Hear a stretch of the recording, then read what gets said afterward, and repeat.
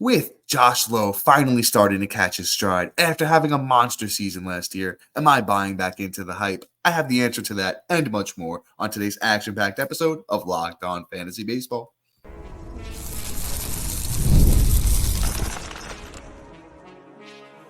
You are Locked On Fantasy Baseball, your daily fantasy baseball podcast. Part of the Locked On Podcast Network, your team every day. Hello, fantasy baseball fanatics, and welcome to the Locked On Fantasy Baseball podcast, brought to you by the Locked On Sports Network, your team every day. As always, we're your number one source of fantasy baseball knowledge, and thank you for making us your first listen each and every day. I'm your host, Dominic Martino. You can find me on Twitter at DomMartinoFB. If you're listening on a platform like Apple or Spotify that allows 5-star ratings and reviews, we would truly appreciate it if you could do that for us. And if you're watching on YouTube and you haven't already, hit that little bell below. It subscribes to the channel and gives you notification every time we drop a new episode. And lastly, most importantly to Matt and I, guys, join us on the Subtext platform. Through Subtext, it's an in-depth personalized experience through text messaging alerts that are sent right to your phone. We offer so much more on Subtext than we do in this 30-minute podcast, and you can find a link to our Subtext in the bio to wherever you're listening or watching, or it's available on any of our social media platforms. This episode is brought to you by PrizePicks, the easiest and most exciting way to play daily fantasy sports. Go to prizepicks.com/LockedOnMLB and use the code all lowercase LockedOnMLB for a first deposit match up to $100. And guys, I teased it at the top, might as well get into it. But before we actually do that, we're doing a little bit of a different kind of episode today.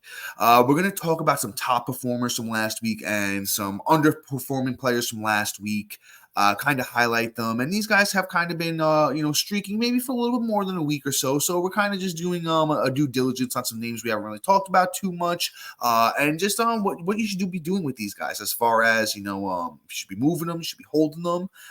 Let's see how it goes, and hopefully I can get you some great advice on these names. We're going to talk about Josh Lowe of the Tampa Bay Rays first, outfielder, right? If you're not familiar with Josh Lowe, finally got his first full year in the bigs last year as a 25-year-old. And last year, Josh Lowe really did a lot with that opportunity. So once again, Josh Lowe, Tampa Bay Rays, last year, 135 games, 466 at-bats, 71 runs. He had 33 doubles, 2 triples, 20 homers, 83 RBIs, 32 steals, and a .292 batting average. Now, Josh Lowe comes with, prospect pedigree, has a pretty solid track record in the minors, over his, most of his minor league career. Let me not say all of it because there were some down seasons there as well. And Josh Lowe dealing with injuries, this year coming in, really didn't have a chance to get his feet under him. But boy, oh boy, has Josh Lowe really turned it around, and he was dropped in so many leagues. I know that ownership percentage is flying back up, but I was able to grab him, last week in a lot of my leagues. He's up to 72% owned on Yahoo, Josh Lowe is, and I think that needs to be universally owned at this point. Any leagues that are still active, where there's active players, Josh Lowe should probably be owned. Last week, Josh Lowe was the 7th best player in all of fantasy baseball with 5 runs, 3 homers, 7 RBIs, a steal, and a .429 batting average. Now, this guy, Josh Lowe, he can do it all. Even if we look at the underlying stuff, I know it's a small sample size so far this season. Josh Lowe's only played 29 games, but the underlying stuff looks really good. Batting average stuff looks good. He's hitting the ball hard. He's barreling it up. Striking out a bit much, but in today's day and age, Matt and I always say it, you can get away with that. And he's pretty fast, 74th percentile when it comes to sprint speed. Basically, that's just like I said, it means he's fast. So I really love Josh Lowe. Guy really can be, dare to say, a top 20 outfielder the rest of the way with the power and speed combo. Somebody that's 26 years old, right in the prime of his career. I think we're going to be drafting Josh Lowe pretty high next year, and I think if you were able to pick him up, you're making out like a bandit. He's been hitting second of late. Was hitting cleanup before that after coming back from the injury. I mean, there's not really much else left to say about Josh Lowe, but if that window of opportunity is still there to buy low on him, I would definitely take advantage of that because the underlying numbers still do look bad at a .242 batting average with 5 homers, 2 steals. I think there might be a little bit of opportunity if you catch an owner who hasn't really been paying attention and doesn't really know who Josh Lowe is in that prospect pedigree. I think you can, but that window is closing very, very, very fast. So let's move on to this next guy. Let's talk about some Wyatt Langford of the Texas Rangers, another outfielder, another guy with big-time prospect pedigree, another guy that we were drafting inside the top 100, especially towards the end of draft season there. Wyatt Langford's another guy. A little bit of an injury, dealt with this year. But it was mainly a performance thing for Langford. Really started off the season tough, really tough start to, a guy, like I said, by the end of draft season, we were taking this guy as our third outfielder, which was a little bit scary to me. But you know what? Over the last week, Mr. Langford heating back up. As he was in, the minors last year. Langford, 3 runs, 2 homers, 10 RBIs, a steal, and a 364 batting average over the last week. I think there's still buying room here, too. I don't think Langford's gotten, hot to the level of Josh Lowe. But I think, like I said, you catch a guy who's not paying attention, doesn't know what he has with Langford. I don't think you're getting him in Dynasty or Keeper, but in those redraft leagues, the 254 batting average on the year, the only 3 homers. I really think you could still, get Wyatt Langford for cheap, while, the underlying numbers, why the regular numbers still look as bad as they do. I was transitioning over to the underlying numbers. That's why they were at the top of my head. Some good, some bad. But like I said, a guy that started off the season a little bit tough. Some of these underlying things might not look great. I will point out the things that do. The sprint speed, 96th percentile for Wyatt Langford, hitting 6th.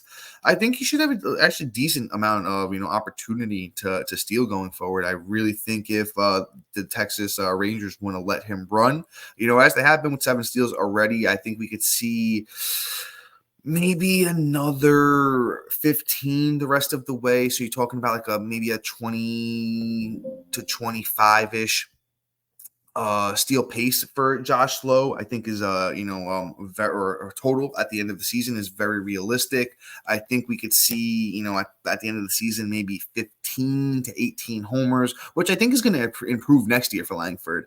A guy that's only 22 years old with the prospect pedigree. He's 6'2", 225, all muscle, has the like Tyler O'Neill build almost. I think this is going to be a guy next year that if he doesn't take off the way I'm envisioning for the rest of the season, I think we're going to get a deal on. But if he does, I said he was our third outfielder, top 100 pick. Do I dare say a top 50 pick if all goes right and your number 2 outfielder next season? I see a world where that happens, honestly. So let's get another guy in here that's an interesting name, maybe not as much pedigree as the last 2, but let's talk Alec Burleson of the St. Louis Cardinals. Just a guy that wasn't really, I'll be honest with you, not super familiar with coming into the year. Had heard the name before, seen him around, but boy, oh boy, has this guy just been on fire of late. I want to point out even the last 2 games for Alec Burleson. On June 22nd, 3 for 4, 3 runs, 2 homers, 5 RBIs, and a steal. On June 23rd, 2 for 4 with a run, 2 steals, and 2 RBIs.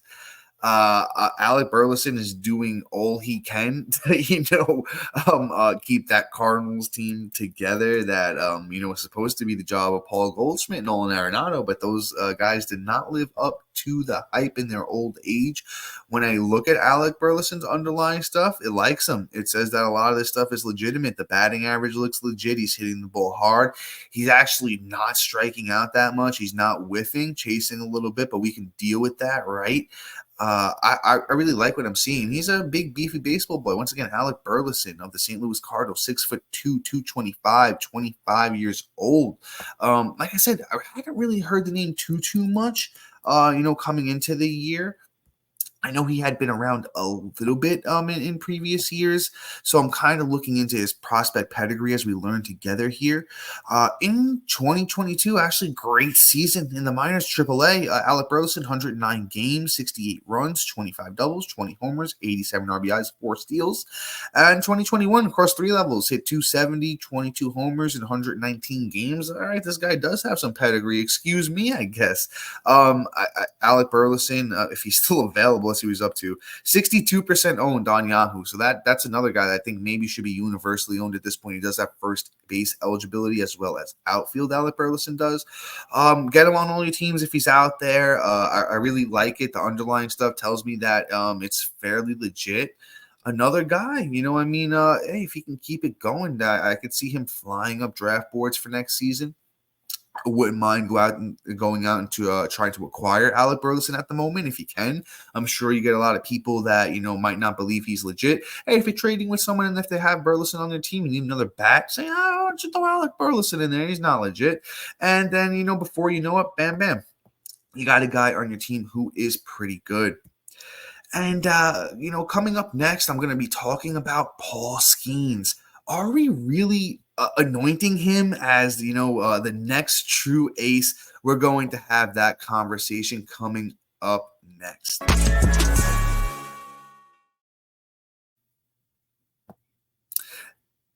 And guys, here at Locked On Fantasy Baseball, we pride ourselves on getting you the latest news for your team, whether it's the offseason, the draft, spring training, or the playoffs. It's year round.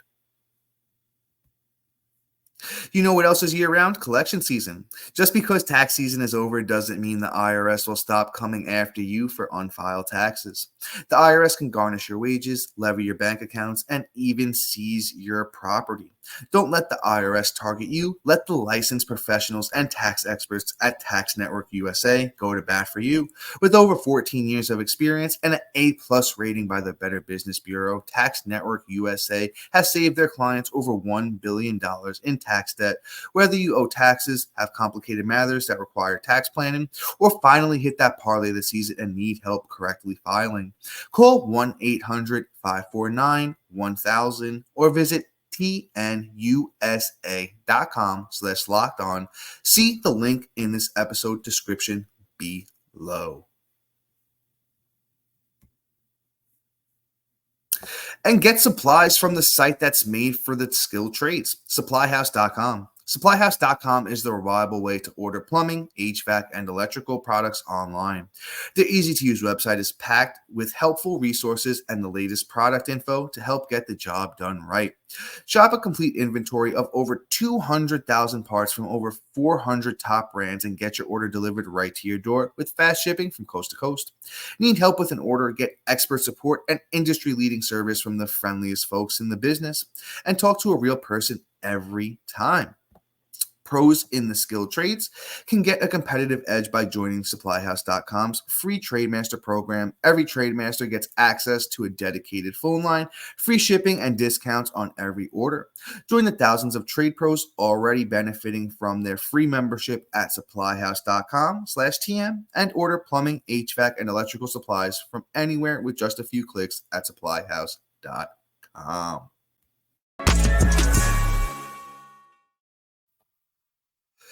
And are you watching Fox Sports or ESPN on your TV all day? Have to turn down that volume with all the shouting? Make the switch over to Locked On Sports Today, a free 24/7 sports streaming channel programmed for your everyday to bring you the biggest stories without all that screaming. Locked On Sports Today brings you can't-miss analysis, opinions, and news streaming 24/7 on YouTube or the free Amazon Fire TV channels app, part of the Locked On Podcast Network, your team every day. And then once again, I need to talk to you guys about the Locked On Fantasy Baseball Diamond Club on the Subtext platform, your ultimate fantasy baseball companion. As the season continues to unfold, you can rely on Matt and I for our dynamic content, get real-time alerts right to your phone, including waiver wire rankings, instant call-up notifications, which are very important around this time of year. Got a couple of big names right around the corner. Going to not want to miss those alerts that are going, once again, right to your cell phone. We also have injury reactions and a whole lot more that we can offer in this 30-minute podcast.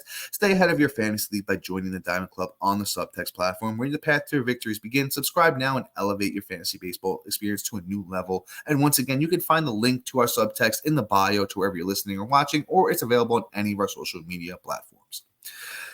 All right, guys, we're getting back into it now. What you are all here for, Mr. Paul Skenes, right? Paul Skenes has been so good, so dominant. Mr. Number One pick has been as advertised so far. The big 6'6", 22-year-old across his 8 starts has a 2.14 ERA, 46 innings pitched, 61 strikeouts, and 0.99 WHIP and 4 wins. I mean, I don't know what else there is to say about him. I think next year I think the hype's going to get out of control. I'm going to be honest with you when it comes to Paul Skenes. I personally can see myself having him in my top 15. I probably have him. I have to, do a double check and realign some things. But I think I definitely have him in my top 15 the rest of the way this year. I could see him, being anointed an ace for 12-man leagues next year for sure. The kid's got it. When you got it, you got it. And sometimes there's just no way around it, right? It doesn't have to have the minor league track record when we know the stuff is as good as it is. If you look at the underlying stuff, there's legitimately so much red on Paul Skenes' Baseball Savant. It is wild. If you're not familiar, just enlighten you guys real quick. Baseball Savant is a great page to look at underlying stats for players. And when you go to that page, they have a little chart, on some of their statistics. You're looking for red, right? We're looking for red, and there's a lot of red on Paul Skenes' page. He has that big fastball that he's throwing 40% of the time, 99 miles an hour on that, mixed in the split finger, slider, even throws a curveball and a changeup. Both of those are 10% or under. But hey, man, you just keep those pitches in there and, keep these batters off balance. It's always good to have them. His fastball is actually getting hit at a 274 clip. Everything else looks pretty good except the changeup, which he hasn't really thrown that much. He's only thrown the changeup 30 times. Split finger, slider, curveball all look really, really good. I think Paul Skenes is even going to figure it out with this fastball, and the numbers are going to look even better on that going forward. Like I said, not really much else to say about Paul Skenes. There's a reason he, was the number 1 pick. There's a reason he's been anointed as the best pitching prospect since Steven Strasburg. Like I said, it all kind of just makes sense, and sometimes you have to call it what it is, and Paul Skenes is a straight up ace. 6'6", 235. Once again, Paul Skenes, starting pitcher for the Pittsburgh Pirates, and former number 1 overall pick of the 2023 draft. Came out of LSU. Paul Skenes is just everything that you want to see. Like I said, I wouldn't mind having him as my ace, honestly, going into a redraft league next year. There, I said it. I'm putting it out there on the table. Might be towards the back end, kind of where we were getting Tyler Glass now this year, and that one paid off as well. So I think I'm going to be, I usually wait a little bit of my first starting pitcher anyway. I could see Paul Skenes being that guy going into next year. Let's move on to another guy that's just been an absolutely dominant ace. It's Tanner Bybee. And I remember when we getting all the comments and questions when Bybee started off the year a little bit shaky. What are we doing with them? Do we sell? Do we get rid of them? Matt and I told you guys, buy low or hold pat if you have Tanner Bybee. And you know what? It's been working out for you. Tanner Bybee on the season, 15 starts. Once again, Tanner Bybee, starting pitcher of the Cleveland Guardians. 15 starts on the year, 3.65 ERA, 5 wins, 81 strikeouts, 81 innings to 99 strikeouts. Really has taken a step forward in the strikeout department this year with a 1.13 WHIP and a 3.23 FIP. So he's actually underperforming his FIP. His FIP is fielding independent pitching. It's an ERA indicator. Kind of tells you where the ERA should be rather than where it is. So if anything, there's room for improvement there on Bybee. And I kind of just want to talk to you what he's been doing of late, because man, there's just been some really, really good starts for Bybee. And another guy that, top 20 starting pitcher next year, I wouldn't be shocked with Tanner Bybee, huge prospect pedigree, is actually pitching right now on June 24th as I'm recording this, has given up 2 runs so far against Baltimore. Baltimore's a tough team, but last 2 outings from Bybee, June 19th against Seattle, went 6 innings, didn't give up a run, 12 strikeouts, got the win, 0.67 WHIP. In the one before that against Cincinnati, 5.1 innings, 11 strikeouts. Didn't give, the earned runs was a little bit higher in that one, but had the 0.94 WHIP. Bybee's just really been turning it around. The strikeout numbers have been phenomenal. Has been limiting runs. The control looks better. Has taken a step forward in that direction too. And if you did stand pat and hold on Bybee, you're feeling fantastic about that now. If you bought low on Bybee, I know a lot of people did. You're feeling great about that. if you sold low on Bybee, I'm sorry about that. Probably should have listened to Matt and I there. But, once again, Tanner Bybee, starting pitcher of the Cleveland Guardians, has a very, very bright future ahead of him. Before we move on to the next guy, though, I did want to deep dive some of Bybee's underlying stuff, and it really has got back on track, except for the fastball. I want to see if it's getting really hit. Yeah, it is. The fastball is getting hit at a 331 clip. I'm sure it's been better of late because, there's no way it's been getting hit around like that. Everything else looks good. Everything else looks good for Bybee. The slider looks good. Changeup looks good. Curveball looks good. I love the pitch mix here for Bybee. With that fastball 44% of the time, slider 29, changeup 18, even mixes in the curveball almost for 10% of the time. So definitely keeping batters off balance for Tanner Bybee of the Cleveland Guardians, starting pitcher. At age 25, this kid's going to be good for a very, very long time, in my opinion. And coming up next, Matt Olson. Where's the power bit, bud? We're going to talk about that, as I said, though, coming up next. And guys, I'm going to talk to you guys about PrizePicks real quick. PrizePicks is the largest daily fantasy sports platform in North America. They are the easiest and most exciting way to play DFS. It's just you against the numbers instead of battling thousands of other players, including pros and sharks. You pick more than or less than on 2 to 6 player stat projections and watch the winnings roll in. Exploring my skills on PrizePicks this season adds an extra layer of excitement to daily fantasy sports. With just a few taps, you can transform $10 into $1,000 easily, and isn't that so much fun in today's day and age? PrizePicks is incredibly user-friendly. You can make selections and submit your entries in less than 60 seconds. And as one of the hosts of Locked On Fantasy Baseball, here are some picks that I think are rock solid.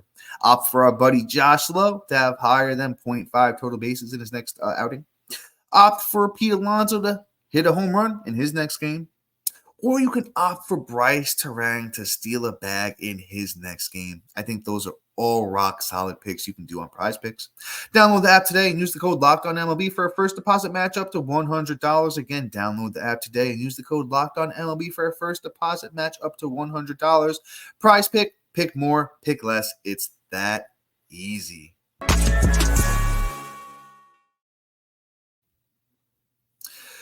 And all right, folks, let's keep things moving. I said we were going to talk some Matt Olson. We're talking some Matt Olson. And Matt Olson, as I said, where is the power, man? Only 12 home runs so far this season.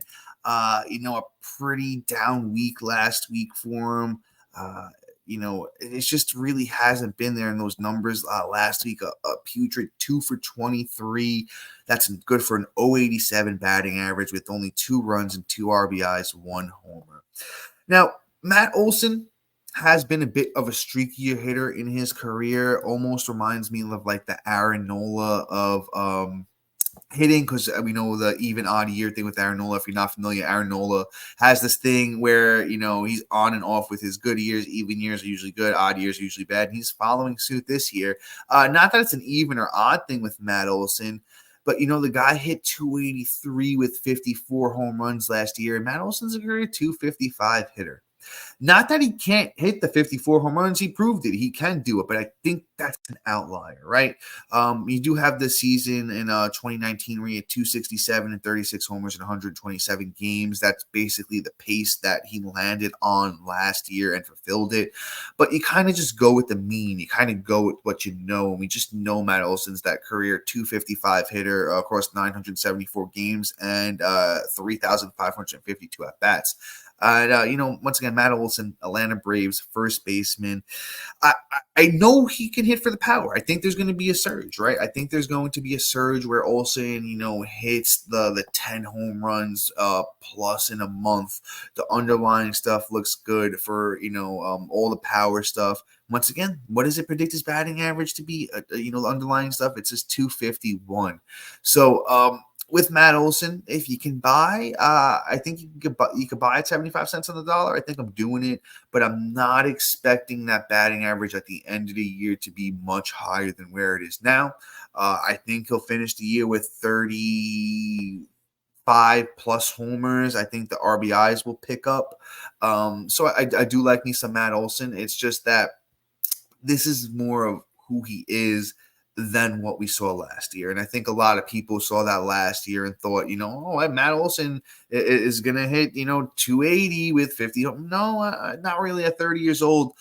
I feel like we have a good, cling to who Matt Olson is at this point in his career. So I think we're just going to stick with that, right?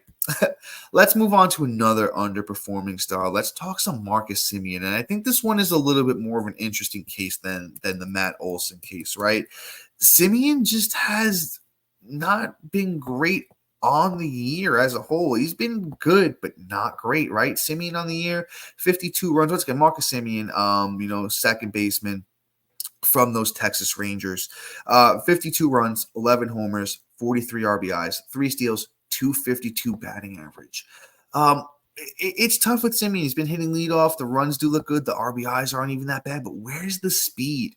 Where's the Marcus Semien that, we know can steal bags? We're not seeing it.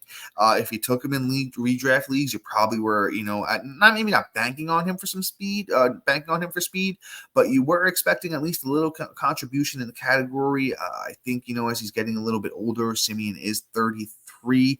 I think Texas wants to be careful with him. I don't know if he reaches the 14 steals of last year or the 29 home runs. I think the counting stats are still going to be good. The batting average, I think, does, tick back up. I think there is a hot streak here in Semien coming. I think if you can acquire him on the low, I think I'm doing that as well. A lot of the underlying stuff does look good for Semien. Not really hitting the ball as hard as I would like, or, the exit velocities don't look as good either. But, a lot of the other stuff does look good for Semien. So once again, I talked about, we know who Matt Olson is. We know who Semien is. Going to hit around 260, going to give you a little bit of pop. I don't think the speed comes back, though. Even though the underlying stuff does look pretty good for his speed, like I said, Semien, I think they're kind of just, playing it a little bit more careful with him this year. Walks to strikeout ratio does look pretty good for Semien too, something he's always kind of been known for. So in points leagues, I'm definitely buying in on Semien with the 29 walks to 48 strikeouts. So, like I said, if we are, talking some Marcus Semien, I'm not, buying into the speed, the steals coming back, even though the speed is good. I think the batting average is also another thing that could be a question mark. He kind of been up and down for Semien in his career. I still think he can, be positive in that department, but I'm not banking on it as well, especially at 33 years old. Semien, I can honestly see me fading him next year, especially if he doesn't get it back together. I'm probably see myself fading Semien like I did with Paul Goldschmidt this year. Let's move on to some pitching. Let's get you a couple pitchers in here, and then we'll get you guys out on your way. I'm not really ever excited when somebody, isn't doing well, whether it's in life or baseball, but I am excited to say that I kind of saw this one coming with Shota Imanaga, right? With Shota Imanaga, been telling you to sell high. Not that I don't think he's a good pitcher, but the numbers didn't make sense. I know at one point it was like almost a sub-1 ERA, and the numbers were just looking really, really crazy for Shota Imanaga, a starting pitcher for the Chicago Cubs. But he's taking a turn for the worst, man. He's been getting hit around, and I saw this come, and I hope you guys were able to, sell high on him. And I still think there is a sell high window, but in 2 out of his last 5 starts, he's been absolutely obliterated. And when I say obliterated, I'm talking about there was a 10 earned run start in his last outing against the Mets, and then I think he gave up 8 earned runs against Milwaukee on May 29th. Honestly, he wasn't good in his start after that against the White Sox of all teams on June 4th. Against the White Sox, I'm expecting, anybody can go out there and be good, but Imanaga wasn't. 4.1 innings, 6 strikeouts, gave up a couple runs, and then had a 1.62 whip. After that, was good against Cincinnati and St. Louis, but no, St. Louis isn't that great. Cincinnati's a good team. It was in Cincinnati, so I will give Imanaga credit for that. But this guy isn't going to be as good the rest of the way. If he's like around a K per 9, I honestly think he might finish under a K per 9 with a mid-3s ERA and a decent whip. That's where we're going to get. So I think if you could still sell high on Imanaga while the numbers look as good as they do, you should definitely take advantage of that opportunity. And let's move on to our last player, Grayson Rodriguez, starting pitcher from Baltimore Orioles. Grayson is another one that's just so interesting to me. I want to buy so bad on Grayson, but I'm not sure what's going on here, right? Numbers on the year for Grayson is 13 starts, 8 wins, 3.82 ERA with a 1.29 WHIP, 75 innings, 85 strikeouts. His last outing against Houston wasn't really good. 5 innings, 8 strikeouts. He gave up 7 earned runs, had a 2.20 WHIP. I think this is a guy who's eventually going to figure it out in Grayson Rodriguez, but I'm just not sure if this is the year. I'm hoping he doesn't, right? And then we can get Grayson Rodriguez next year as our maybe starting pitcher like 4. I think there's going to be a lot of value there. I think, I know Grayson Rodriguez is only 24 years old. He's 6'5", 230 pounds. Just one of those former number 1 overall prospects, honestly, with Grayson Rodriguez. I know he was number 1 pitching prospect for a while. I think we can trust him in the long run, but this year might be a feeling it out year for Grayson. Guys, with that being said, though, that's going to be all for me today. Please be sure to like, subscribe, comment, rate, and review. And a huge shout out to all you guys for making Locked On Fantasy Baseball your first listen each and every day. And until tomorrow, guys, see ya.